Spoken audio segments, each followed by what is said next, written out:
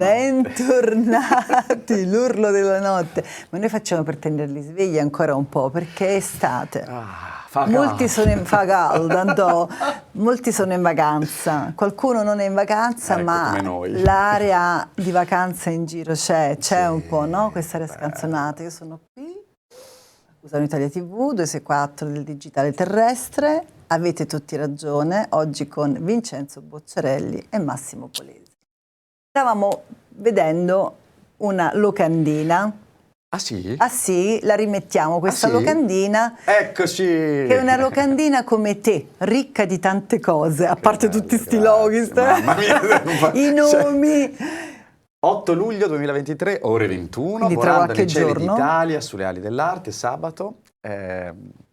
Direttrice artistica Gio Di Sarno, grazie innanzitutto a nome della compagnia Teatro Helios di Virginia Consoli, grazie a tutti noi che siamo in tournée in tutta Italia e finalmente Salotto Tevere. Ecco, questo spettacolo l'8 luglio alle 21:30, Salotto Tevere, che è all'altezza di Ponte Cestio sulle banchine del Tevere. Chi è di Roma, dove c'è la Grattachecca, scendete e trovate lui e chiaramente anche me in questa manifestazione meravigliosa di 3 chilometri da Ponte Sublicio a Ponte, l'altro ponte adesso me lo ricordo, e noi siamo all'altezza di Ponte ci sono Cestio. poi tutte le sere, un fiume di cultura, ed è la verità, perché ogni giorno c'è qualcosa, uno spettacolo, una proposta letteraria, e in quel giorno c'è quello, c'è tutto, tutto in un evento. Ma io che tu adesso sei invitato. vedo la locandina, ok, io vi ringrazio, spero sicuramente di esserci, ma di che si tratta? Di che si tratta? Allora, Volando nei cieli d'Italia sulle ali dell'arte nasce dal mio libro sulle ali dell'arte, che ormai molti di voi conoscono, è nato 2 anni fa, e quindi trae spunto, ispirazione, in ogni città cambia, si adatta, si amalgama a quelle che sono i testi, i personaggi chiave della città. Il tuo pubblico ti può seguire perché ogni volta c'è qualcosa di diverso. Cambia. Durante lo spettacolo realizzerò un'opera d'arte pittorica, i cui proventi andranno in questo caso all'Associazione Salvamamme, che saluto, la nostra Maria Grazia Passeri, meravigliosa, e sarà, detto proprio così in poche parole, la nostra dichiarazione d'amore nei confronti di Roma, la città eterna. Quindi ci sarà un excursus che va dall'incipit Romolo e Remo fino ad arrivare a un grande omaggio a Pasolini, ai veri protagonisti della scena del XX-XXI secolo, e ci saranno delle incursioni, delle sorprese. E diremo: Roma non fa la stupida stasera, dacci una mano, che ci farà godere con la sua grande io devo dire che voce. In qualche modo la sera sono quasi sempre lì, tempo permettendo, eventi permettendo, però in quell'occasione mi farà veramente piacere. Ci saranno delle coreografie, danza, dare un mio piccolo contributo anche artistico, chiamiamolo così, anche per il piacere di condividere insieme il palcoscenico, mettere tutti d'accordo, no? E dire avete tutti ragione. Avete tutti ragione, sì, anche noi però. Questo è il nostro leitmotiv. Ci tengo a precisare che è uno spazio completamente gratuito, non c'è bisogno nemmeno di prenotare, perché lì si passeggia, chiunque vuole può venire, sedersi, e fino a che ci saranno sedie vi siederete, altrimenti sarete in piedi, ma ci potete stare. Beh, è una bellissima iniziativa. Beh, è una bellissima iniziativa, di questo bisogna ringraziare Gianni Marsile, che fa questo evento da 20 anni, sono tanti, e questo spazio lo gestisco da 3 anni e abbiamo ampliato molto, ogni giorno veramente proposte diverse, ripeto, tutte gratuite, anche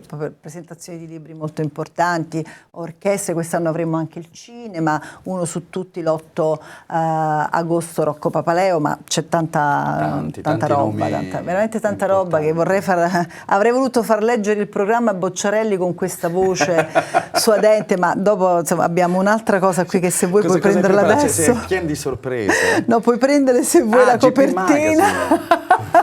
Ringraziamo il direttore Alessandro Cerreoni che mi ha omaggiato la copertina del mese di giugno. Nella prossima, che sta per uscire, ci sarà la grande Gio Di Sarno. Che succede qua? Ti volevo far leggere qualcosa. Siccome lui ha una voce, insomma, bella, impostata. No, mi voleva far leggere il menù del bar qua vicino. Però sarebbe stato sicuramente molto però divertente. poi non abbiamo avuto succo d'arancia con poi c'è stato, ecco qua, possiamo leggere le gerenze, guarda, che così facciamo omaggio a tutti. È scritto un po' piccolino, scusate, metto gli occhiali. No, guarda, vedo quasi anch'io, puoi vedere anche tu. Beh, mi piace molto. E se la salute fosse solo una scusa?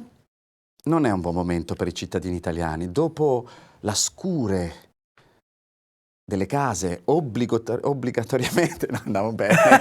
No, ma quella a sinistra, scusa, quella a sinistra io ti voglio farle leggere, quello scusate, lì, guardate ecco. quanto è scritto piccolo. No. Ah, tutto questo? Esatto, così facciamo un omaggio. Anno 24, numero 262, giugno 2023. Direttore editoriale responsabile Alessandro Cerreoni. Redazione info 327 1757 148. Impaginazione grafica GB Spot.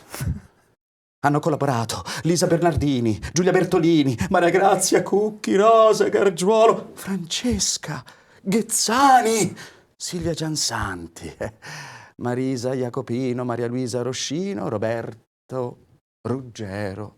Special thanks ai nostri inserzionisti Antonio Desiderio, dottor Antonio Corini.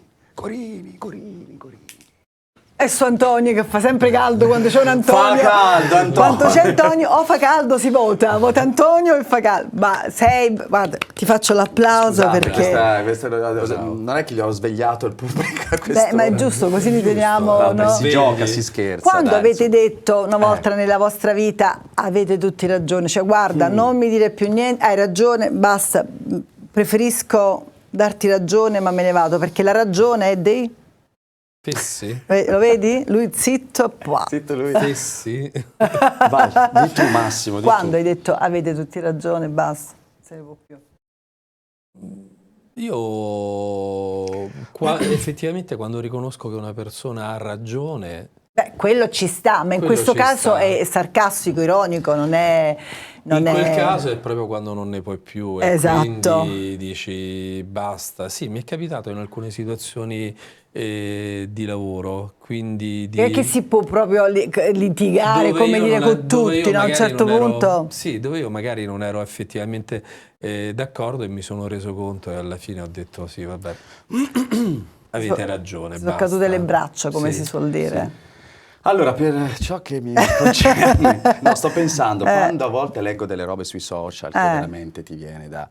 che sei tentato di scrivere sotto. Là bisogna contare fino a 10 e non farlo. No, infatti conviene non andarsi a sporcare con certe cose, perché poi ti inquinano in prima Forse all'inizio, quando non eravamo nemmeno noi bene a conoscenza del meccanismo, anch'io qualche volta mi sono imbattuta all'inizio, ecco, poi ho capito. A tante sciocchezze, a tante strunzate, ma cose anche scritte da persone autorevoli, che dici, ma come si fa? Soprattutto ci sono delle cose, io parlo della capitale perché la vivo, ma chiaramente posso estendere questo al resto d'Italia, però qui c'è una bella concentrazione. Ci sono delle cose anche, chiamiamole pseudo-istituzionali, che sembrano sempre, capito, scese dal cielo. Ho fatto questa cosa in quel determinato luogo, quando sappiamo tutti che quel determinato luogo è quasi un puttanaio oramai. A quest'ora lo posso dire. Questo lo dicevamo con Massimo l'altro giorno, bravissimo. No, cadono premi come se fossero, capito? Anche un po' questa grande bellezza, no? E resti, allora, ma questa, se già quella di Sorrentino era una grande bellezza, appunto, finita, morta, sepolta, quella che viviamo adesso. Sai cosa mi dispiace? Siamo proprio arrivati, credo, non lo so se arriveremo più in basso. Sai cos'è la cosa triste e brutta? Che viene frainteso spesso la gentilezza, la bontà, l'essere ben la buona educazione. La buona educazione come debolezza, ed è brutto quando ti accorgi che questo approccio che hai con gli altri poi viene frainteso, anzi usato poi per... Ma questa è un po' colpa nostra, però. Sì, però io non ce la faccio. Bisogna darsi con moderazione? Guarda, questo non lo so, dipende sempre dalle situazioni. Penso soprattutto che sia molto importante avere stile, educazione, e poi alla fine, anche se questa educazione, questo modo di essere, questo aplomb può risultare, può anche essere frainteso, a questo punto più che andiamo tutti d'accordo, chi se ne frega. Per il social oggi è diventato, è presente, da noi si chiama Ucriva, ma il setaccio, no? Esatto, ha lasciato bravo. in superficie, credo, adesso voglio dire, faccio un'analisi molto spicciola, ma insomma è così, ha lasciato in superficie veramente proprio le banalità, no? Per fortuna tante persone si sono un po', se non è solo, esatto, se non è solo per una motivazione lavorativa, per cui devi comunque in qualche modo comunicare se hai uno spettacolo, se fai un corso, nel tuo caso, no? Oppure appunto noi facciamo questo lavoro, dobbiamo in qualche modo pubblicizzare, quindi ce l'abbiamo a disposizione e lo facciamo. Io mi sveglio la mattina, dico cosa si fa a Salotto Tevere, oppure che c'è il programma qui, gli ospiti chi sono, ma se quando io non ho qualcosa da dire in questo senso, non dico niente, perché è meglio tacere e dare l'impressione di essere stupidi piuttosto che aprire bocca. Tu stai ragionando un po' come ragionavo io, perché veniamo da un periodo, no? Noi siamo baby boomer, quindi adesso è tutto rivolto all'apparenza, al mostrarsi, a essere presenzialisti ovunque e dovunque. Ma non tutti, io invece questa controtendenza la sto notando, di chi forse comincia a capire che... c'è un cambiamento in corso, quello si nota. E resta solo quello che insomma è un po' fuffa, anche che il veramente pubblico crede che uno sta ci imparando crede, a riconoscere, il pubblico sta imparando a riconoscere la qualità e dove c'è un certo peso specifico, come quando va a scegliere le cose al supermercato, no? Stanno ben attenti a leggere le indicazioni, tutto la provenienza. La provenienza. La scadenza. La scadenza. Gli ingredienti.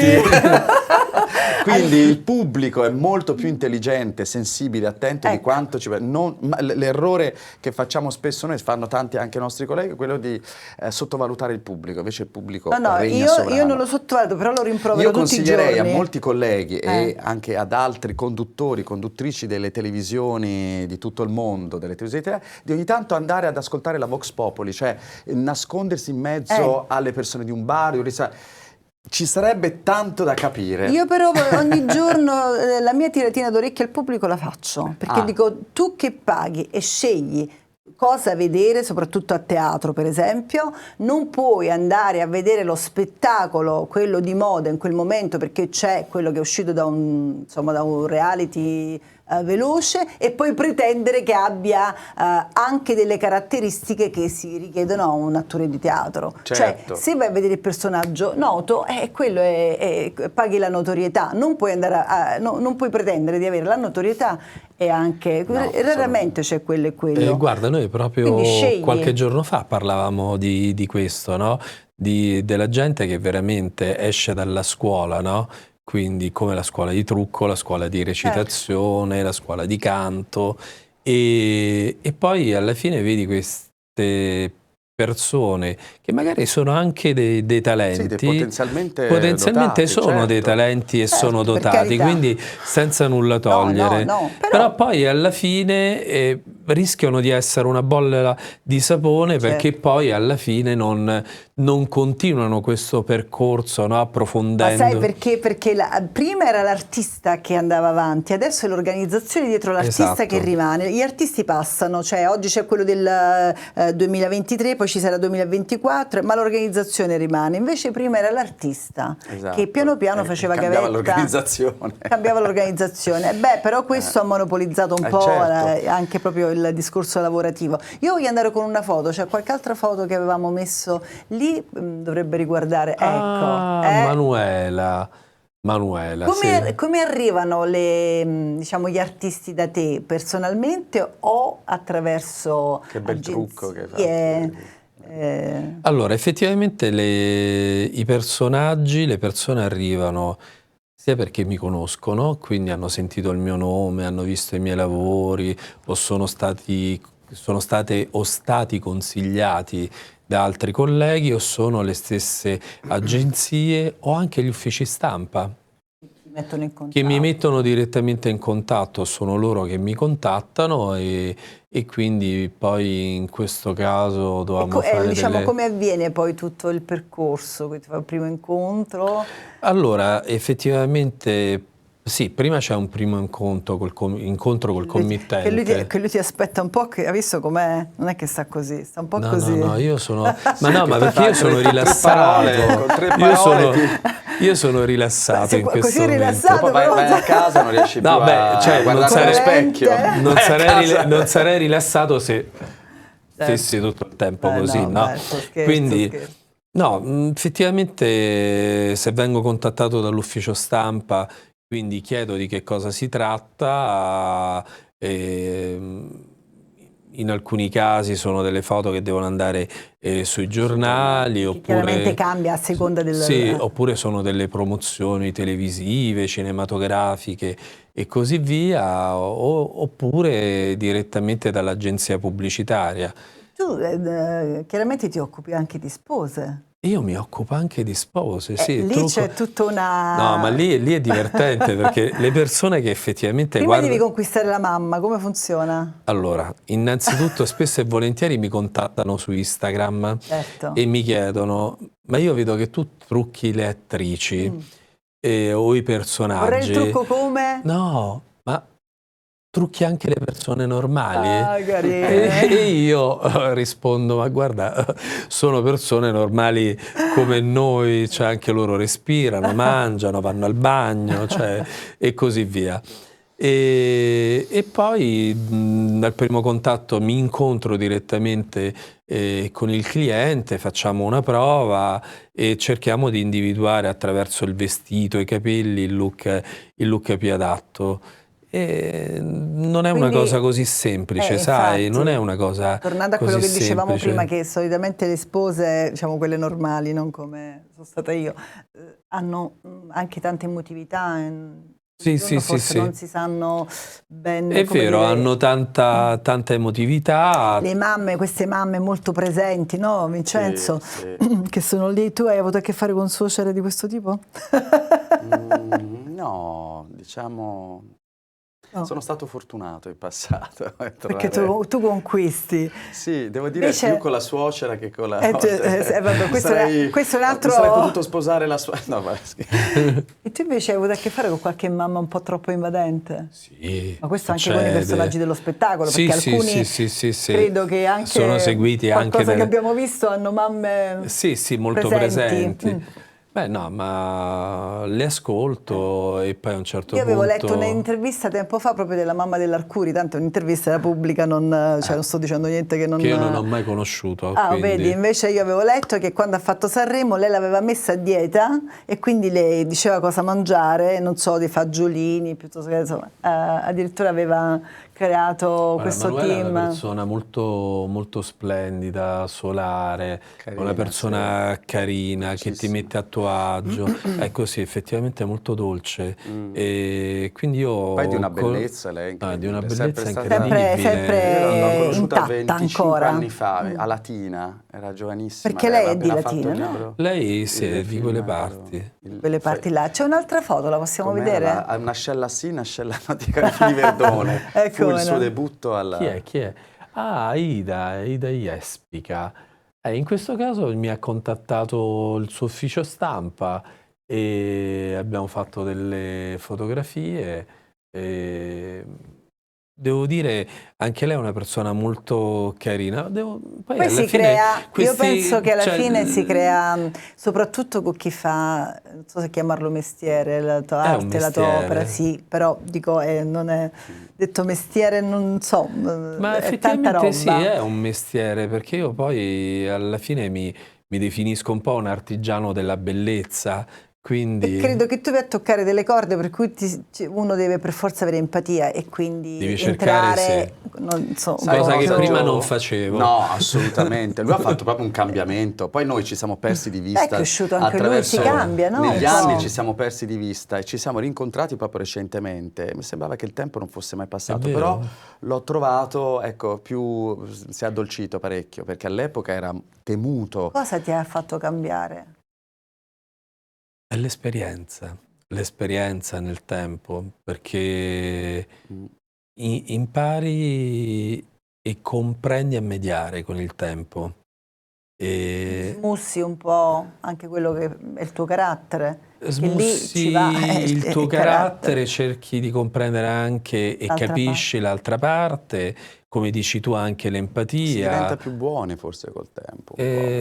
Questo non lo so, io penso che col tempo si diventa più intolleranti. Esatto, perché secondo me appunto avete tutti ragione. Quando uno dice avete tutti ragione, non è che lo dice perché ci crede in quel momento, oppure lui riesce a essere empatico. Per salvaguardare anche la propria salute, Gio, esatto. Che a un certo punto ti viene un fegato così, cioè avete tutti ragione, basta. Quando hai spiegato a una persona 200 volte che forse quel trucco non fa il caso suo, che forse la valorizza un'altra cosa, eccetera, e quella persona non vuole capire, dopo un po', no, io penso... Scusami Gio, io ho anche nel tempo appreso a dire di no. Anche in alcuni lavori. Questa è una grande cosa. Selezionare. Questa è una grande cosa. Più che selezionare, perché poi alla fine accontento... Un no ti spiccia e un sì ti impiccia, si dice. Questa non la sapevo. Caro mio. Questa non la saggezza popolare napoletana. Un sì ti impiccia perché comunque hai date sì e poi dopo devi... Un no ti spiccia. Arrivederci. E quindi altre volte dico direttamente di no e dico probabilmente non sono all'altezza. Lo vedi? Però questa è proprio una avete ragione. Cioè, scusami, hai ragione tu, io non sono all'altezza. Sì, fai tu.